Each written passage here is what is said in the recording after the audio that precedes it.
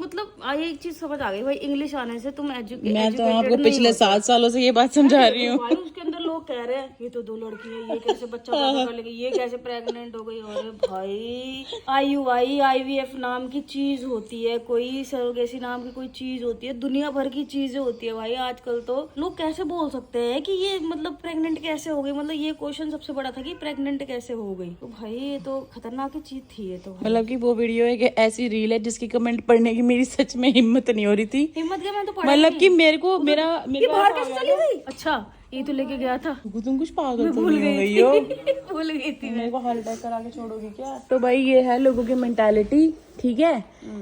आजकल मैं एक बात मतलब क्या ही बोलूं, आजकल इतनी ज्यादा चीजें हो गई हैं कि लोग 30+ जाके शादी करते हैं, नॉर्मली मेल फीमेल भी। तो आजकल सबको पता है कि भाई मेरे को लगता है शायद 75% केसेस ऐसे हैं जिसमें नॉर्मली आप कंसीव नहीं कर सकते क्योंकि उसका कारण है एज फैक्टर।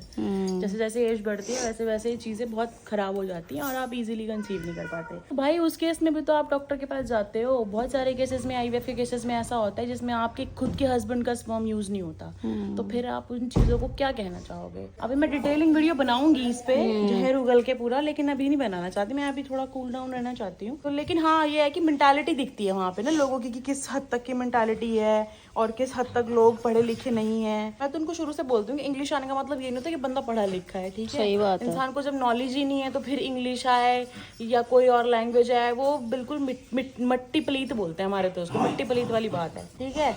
और रही बात प्रेगनेंसी की, तो भाई जैसे ब्लड बैंक होता है ना, ब्लड बैंक, ये मैं उन कुछ बेवकूफ़ों के लिए बता रही हूँ। जैसे ब्लड बैंक होता है ना, और आपको इतना ही अगर सीमेन की दिक्कत है कि भाई डोनर से भी क्यों लिया, कुछ लोगों की ये भी तकलीफ है कि डोनर से ही क्यों लेना है फिर तुमको प्रेगनेंसी के लिए फलाना ठिकाना के लिए, तो फिर ब्लड बैंक से ब्लड भी मत लो क्योंकि वो भी किसी और का ब्लड है।